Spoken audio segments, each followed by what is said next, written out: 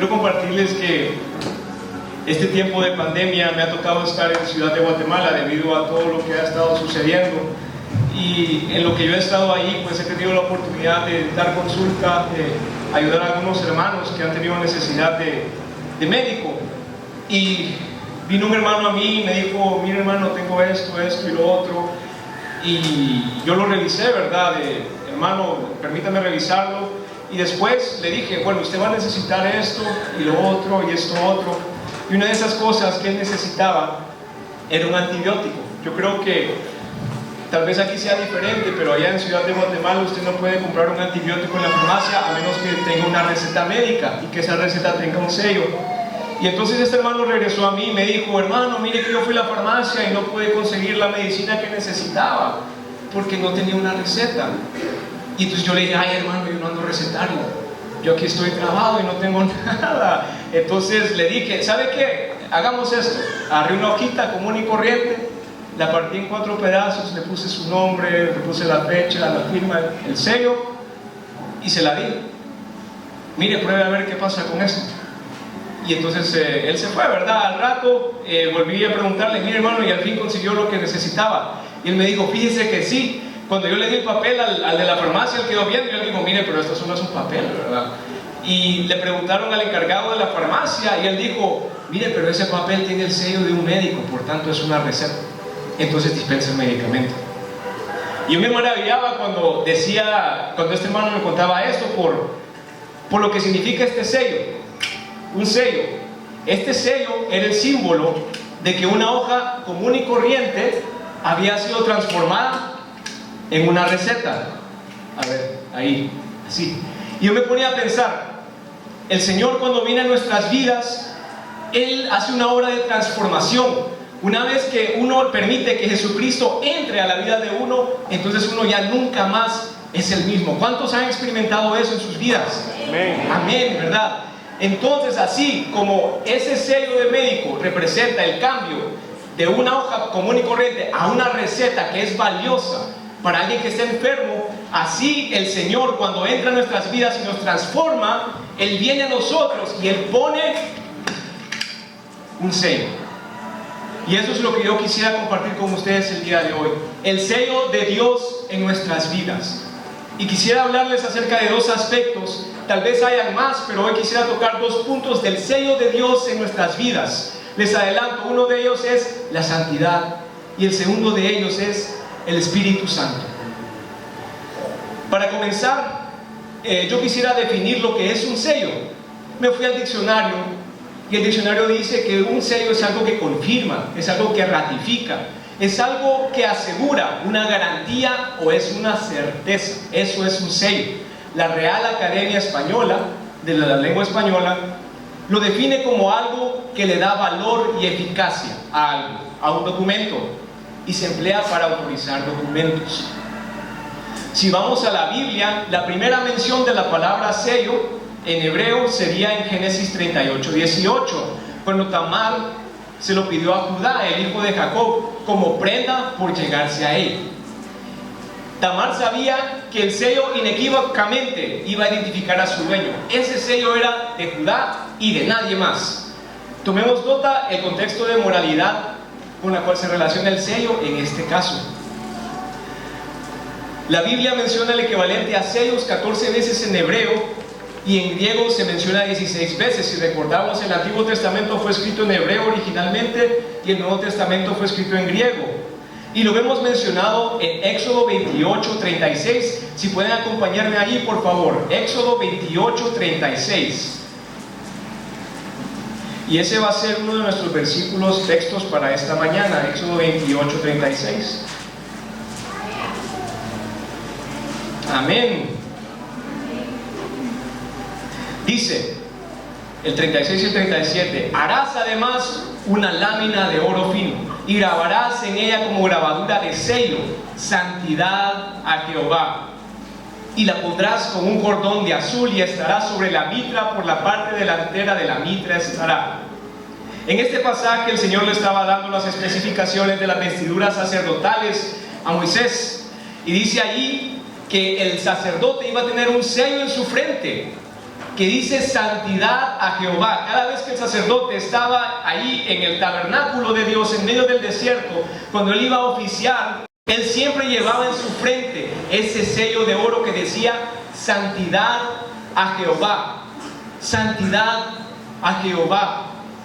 Y sabemos que el oro, el metal, el oro, nos habla acerca de la naturaleza divina, y eso nos recuerda que la santidad en nuestras vidas solo puede llevarse a cabo a través de la intervención de Dios, a través de una intervención divina, porque en nosotros no está la santidad, en nosotros no está el querer hacer las cosas buenas, sino que es Dios, a través de su Espíritu, a través de su Hijo, cuando Él viene a nosotros, que nos da esa gracia, ese anhelo, ese deseo por santidad, por las cosas que le agradan a Él. Entonces vemos que en el Antiguo Testamento el sello de Dios tiene que ver con santidad. ¿Y qué es la santidad? La palabra hebrea utilizada aquí en este pasaje es Kodesh, así se dice en hebreo. Y esto se refiere a algo sagrado, a algo consagrado o algo dedicado. Y esta palabra Kodesh deriva de otra palabra hebrea que es Kadash. Y eso significa ser declarado limpio. Y un ejemplo del uso de esta palabra le encontramos en Génesis 2:3. Yo aquí se los voy a leer. Dice ese pasaje: y bendijo Dios el día séptimo y lo santificó, porque en él reposó de toda la obra que había hecho en la creación. Santificó el día séptimo, lo separó, lo apartó. La santidad nos habla acerca de una separación, de apartarnos de lo que antes hacíamos, de apartarnos de todo aquello que no le agrada a Dios. Porque, hermanos, un cristiano verdadero que tiene el sello de Dios no puede ser igual que el mundo. Eso no es posible. Es imposible que sea igual que el mundo. ¿Saben por qué? Porque el Santo de Israel ahora vive en ese corazón. Cristo, quien no peca, ahora vive en ese corazón. Por tanto, hay una diferencia, hay una separación.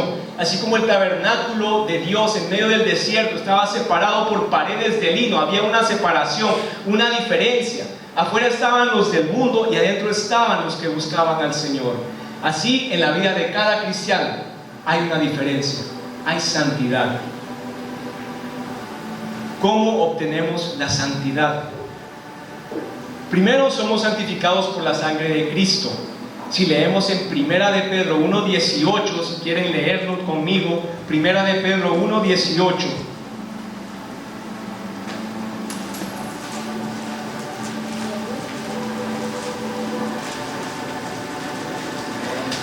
Amén.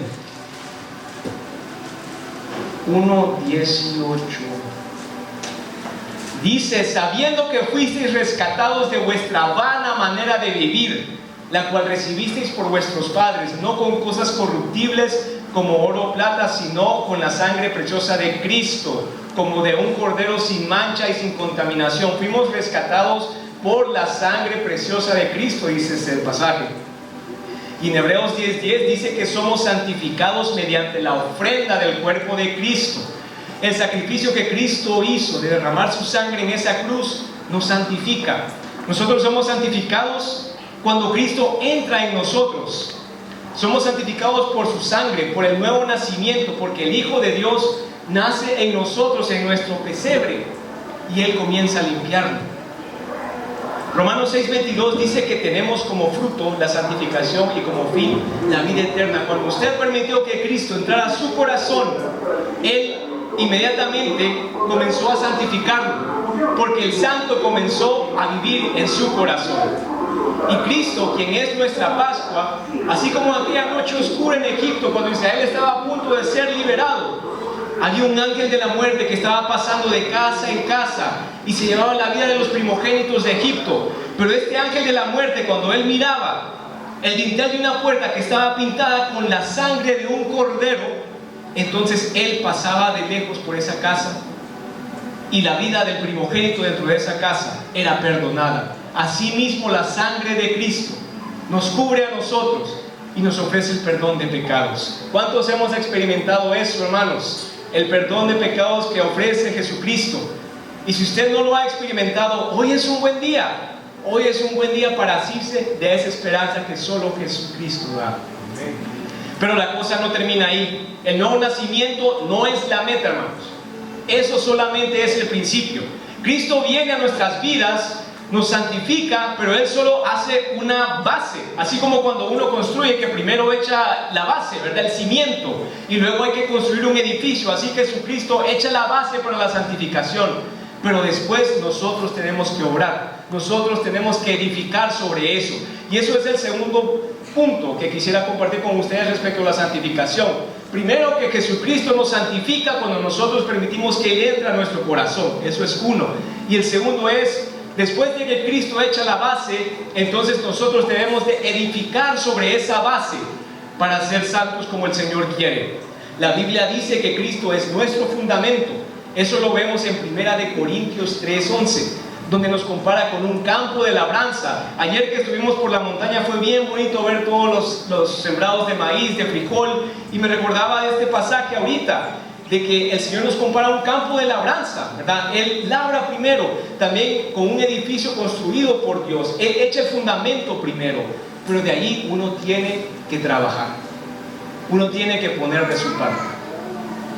Efesios 2:19 menciona que somos edificados en el fundamento apostólico y profético, del cual Cristo es la cabeza del ángulo. Él es la roca que los edificadores desecharon. En 1 Tesalonicenses 5:23, Pablo ora diciendo: y el mismo Dios de paz os santifique por completo. Y esto me llamó la atención porque dice os santifique por completo. Eso quiere decir que todavía no está terminada la obra de santificación. Es decir, que una parte ya está hecha, pero que falta más por hacer. Cada quien debe sobreedificar sobre el fundamento que ya está puesto. Eso es lo que el apóstol Pablo le dice a la iglesia de los Corintios. Cada quien tiene que edificar sobre ese fundamento de santidad que Jesucristo ya puso. Entonces usted se preguntará, bueno, Jesucristo me santificó, pero ahora tengo que sobreedificar sobre eso. ¿Cómo hago para sobreedificar? ¿Qué puedo hacer? Respecto a esto, recordemos a Jesucristo cuando Él estaba en la última cena con sus discípulos. Él anhelaba estar con ellos, dice la Biblia. Él les lavó los pies, Él partió el pan, les dio el vino, le dio la última oportunidad a Judas Iscariote. Y antes de que sucediera su arresto, su persecución y que todos se esparcieran, Él hizo una oración, algo conocido como la oración sumo sacerdotal, que se encuentra en Juan. Y entre esa oración dice: Padre, santifícalos en tu verdad, tu palabra es verdad. Y con esto en mente, santifícalos en tu verdad. Recordemos el ejemplo que yo les di del sumo sacerdote, que llevaba la mitra con el sello de santidad a Jehová. La Biblia dice que era sostenida por un cordón de azul.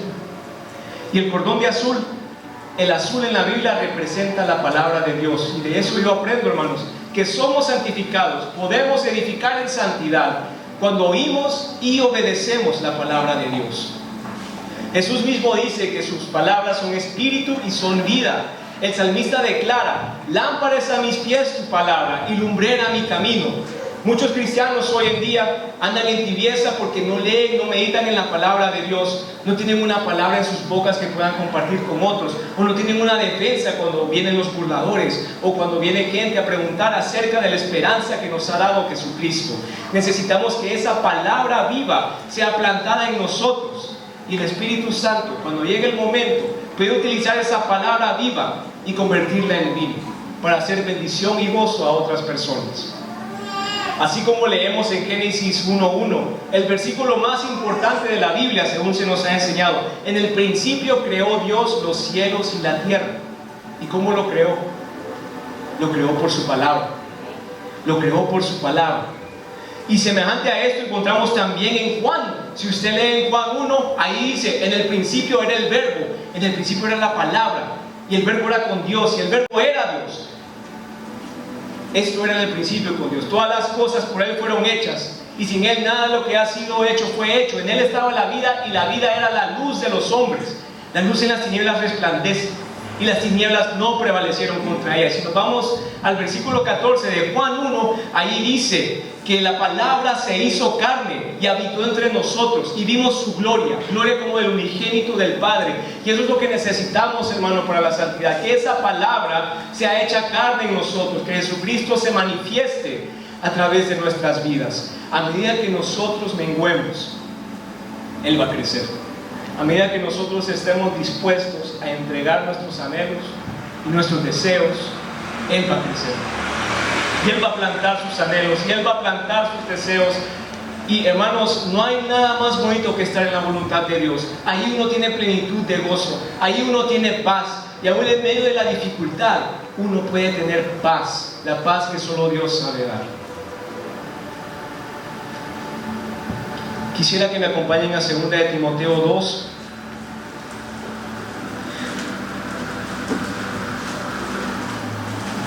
Leamos versículo 19. 2 de Timoteo 2:19. Amén. Pero el fundamento de Dios está firme, teniendo este sello: conoce el Señor a los que son suyos, y apártese de iniquidad todo aquel que invoca el nombre de Cristo. Yo aquí veo dos cosas. Me llama la atención que dice apártese de iniquidad, y eso me recuerda, yo tengo que poner de mi parte, yo tengo que apartarme. No es que me van a arrastrar fuera, ¿verdad?, de las cosas que no le agradan a Dios, sino que yo tengo que tomar la decisión de apartarme. Yo tengo que tomar la decisión de poner un muro en mi vida para no caer en la tentación. Y yo me recuerdo cuando yo estaba en la escuela, tenía como 7 u 8 años, cuando yo conocí a un niño, a un amiguito. Él se llama Alex. Y ustedes saben cómo son los niños, ¿verdad? Que era el principio del año escolar y uno quería ser amigos, y los niños son así como, hey, ¿quieres ser mi amigo? ¿Va pues? Y ya comenzaron a jugar, y ya amigos de toda la vida, así de sencillo, ¿verdad? Entonces yo me acerqué a este niño y le dije, hola, ¿cómo te llamas? Y él me dijo, Alex. Y era a principios de los años 90, hermanos. Entonces el niño andaba con un Walkman, que todavía ya iba de salida eso, y tenía sus audífonos. Y yo le pregunté, rockero, ¿qué estás escuchando? Le dije yo. Tenía como 8 años de edad, yo no sabía muchas cosas. Y entonces él me dijo, no, yo no escucho esa música no le agrada a Dios. Yo estoy escuchando música cristiana, me dijo. Y como un niño de 7 u 8 años de edad, a mí eso me impactó, porque por primera vez en mi vida yo entendí, hay música que le agrada a Dios y hay música que no le agrada a Dios. Hay cosas que le agradan a Dios y hay cosas que no le agradan. Hay cosas que yo tengo que procurar en mi vida y hay cosas que yo tengo que evitar en mi vida. Efesios 4:24 dice que tenemos que revestirnos del nuevo hombre, creados según Dios en la justicia y en la santidad y en la verdad. Y cuando dice que uno tiene que ser revestido del nuevo hombre, eso significa que uno tiene que dejar que el viejo hombre muera. Uno tiene que dejar de hacer muchas cosas que antes hacía, para así avanzar en santidad. Y en lo que uno avanza y da el primer paso, entonces Dios va con uno dando la gracia, de manera que no es algo que sea demasiado difícil. El Señor jamás le va a pedir algo que usted no pueda sobrellevar. Él jamás le va a dar una carga que no pueda sobrellevar o que Él mismo no llevó. La santidad es hermosa, dice Salmo 29:2. Es una característica del trono de Dios, dice Salmo 47:8. Y la santidad es parte de la casa de Dios eternamente, dice Salmo 93:5. Y la otra cosa que yo veo del verso que leímos en 2 de Timoteo, además de apartarse de la iniquidad, es conocer a Dios. ¿Cómo podemos sobreedificar en santidad? Conociendo y buscando a Dios. Y yo me hago la pregunta, ¿me conoce el Señor? ¿Invierto yo tiempo para que el Señor me conozca? Para que yo le conozca. Usted no puede conocer a alguien si no se sienta con él de vez en cuando y platica, ¿verdad? Así es como uno comienza a conocer a la otra persona y sabe de su carácter, sabe qué le gusta, qué no le gusta, qué lo enoja, qué le da miedo. Solo pasando tiempo con otra persona es que uno llega a conocerlo. ¿Cómo va a conocernos Dios si nosotros no pasamos tiempo con Él? El salmista dice que en su presencia hay plenitud de gozo, delicias a su diestra para siempre.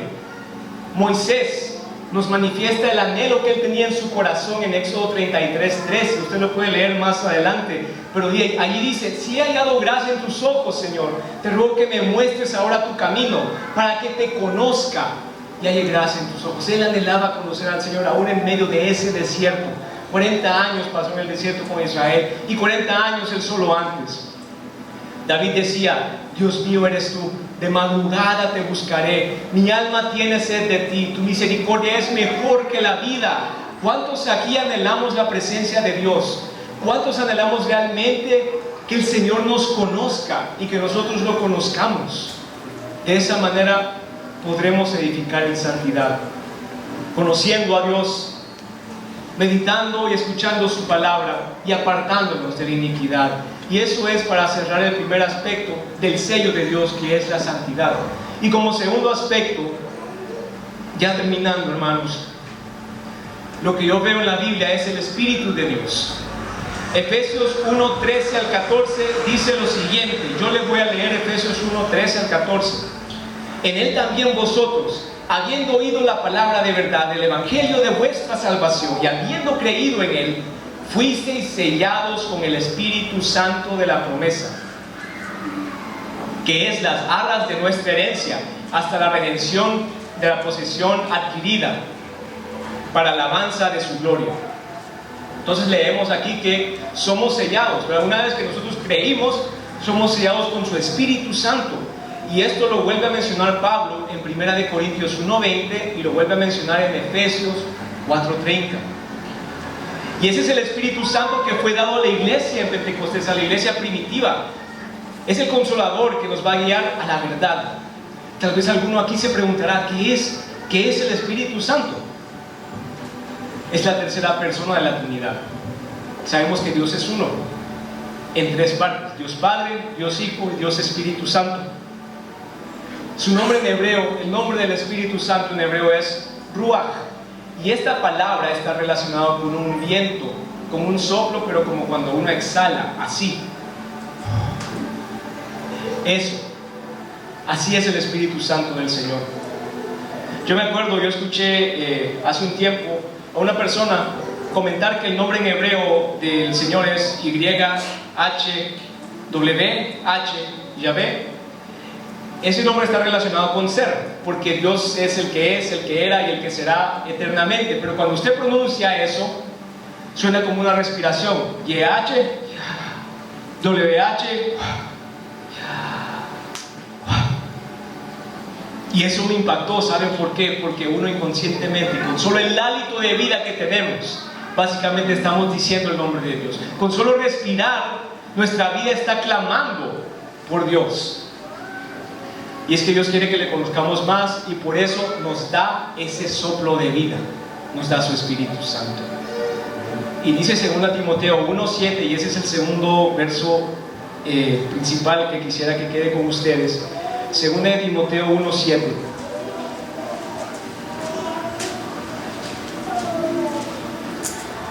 Porque no nos ha dado Dios espíritu de cobardía, sino de poder, de amor y de dominio propio.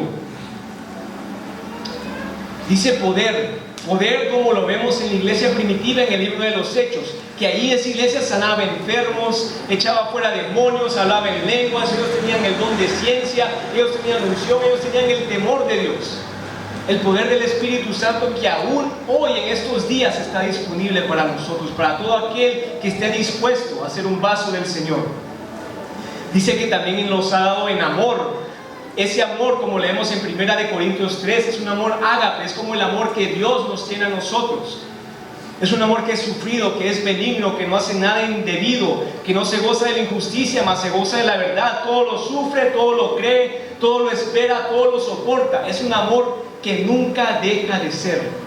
Esa es la clase de amor que Dios tiene y que Dios quiere darnos, para que nosotros demos a través de su Espíritu Santo. Por muchos dones que uno tenga, por mucha habilidad que uno tenga, si no hay amor, de nada sirve. Eso dice la Biblia en 1 Corintios. Entonces, que el Señor forme ese amor ágape en nosotros, hermanos. Hoy en día vivimos en un mundo que es egoísta. Cada quien ha estado calando para su propio molino, y más en esta pandemia, cada quien está viviendo solo por su propia vida. Y allá en la tierra del norte hay cierto sector de personas que dicen que la mujer embarazada, ella tiene el poder de decidir sobre la vida que tiene en su vientre. Y el lema de ellos para matar a esos bebés es: ¿sabes qué? Es mi cuerpo, es mi decisión. Y si yo no quiero tener a este bebito, a este bebito que patalea, a este bebito que tiene su corazón latiendo en mi vientre, entonces yo puedo decidir si vive o si no vive. Y allá en la tierra del norte están abortando mucho, hermanos, y a ese nivel, hermanos, a ese nivel de egoísmo ha llegado la sociedad, y no solo en esa tierra, sino que en muchos países también está sucediendo esta matanza, hermanos. Y se los comparto para estar conscientes de los tiempos en que estamos viviendo, cómo nosotros tenemos que acercarnos más a Dios. Amén. Pero a ese nivel de falta de amor hemos llegado. Nos urge que el mundo vea el amor verdadero de Dios a través de sus hijos. Nos urge tener ese sello de Dios para manifestar ese verdadero amor que solo el Señor sabe dar. Por último, hermanos, dice el texto que nos ha dado su Espíritu en poder, en amor y en dominio propio. El dominio propio es no dejarnos arrastrar por las tentaciones, y eso nos vuelve al primer punto que vimos, que era la santidad, la cual en 2 Corintios 7:1 dice que es perfeccionada en el temor de Jehová. Y el temor de Jehová es una de las manifestaciones del Espíritu de Dios, y eso usted lo puede leer más adelante en su casa en Isaías 11:2. Ahí lo puede encontrar en Isaías 11:2. Entonces, hermanos, hay que renunciar a lo que somos, hay que renunciar a nuestros deseos, a nuestros placeres, a todo lo que este mundo ofrece. El Señor ofrece placeres infinitamente mejores en su presencia. Que podamos ser un pueblo separado por Dios, un pueblo santo, con el sello de Dios en nuestra frente, que diga santidad a Jehová en nuestras vidas, que cuando otros miren nuestras vidas, ellos puedan ver que hay una diferencia, que hay santidad que no viene de nosotros, sino que viene de Dios mismo, y que su Espíritu Santo pueda ser manifestado también a través de nosotros como parte del sello de Dios. Y eso está disponible para todos nosotros, está disponible para todos y cada uno de ustedes que está aquí. Romanos 15:16 dice que nosotros somos una ofrenda agradable a Dios, santificada por su Espíritu Santo. Y 1 Corintios 6:11 dice que somos santificados por el Espíritu de Dios. Entonces el Espíritu Santo también nos ayuda a vivir una vida de santidad. Espíritu de poder, de amor y de dominio propio. Y la Biblia dice que está disponible para todo aquel que lo pide, hermanos. El Señor quiere cambiar nuestras vidas. Él quiere transformar nuestras vidas con su Espíritu Santo, con el sello de su santidad. Él quiere llenarnos con la plenitud de su amor, de su paz, de su gozo, hermanos. Yo quisiera que por favor se pusieran de pie, ya vamos, así como en los tiempos de Noé. Pero Cantares dice que las muchas aguas no podrán apagar el amor, ni lo ahogarán los ríos.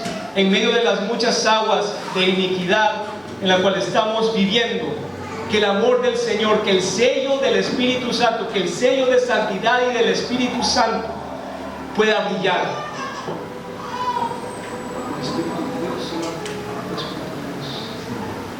Entonces, yo quisiera que cantáramos "Oh Espíritu de Dios", y luego que clamáramos, si usted quiere más de la santidad de Dios, si usted quisiera ese sello de Dios en su frente, así como el sumo sacerdote cuando él entraba a la presencia de Dios y decía santidad a Jehová, si usted quisiera tener eso, si usted quisiera tener más del Espíritu Santo, levante un clamor, y el Señor va a escuchar. Oh Espíritu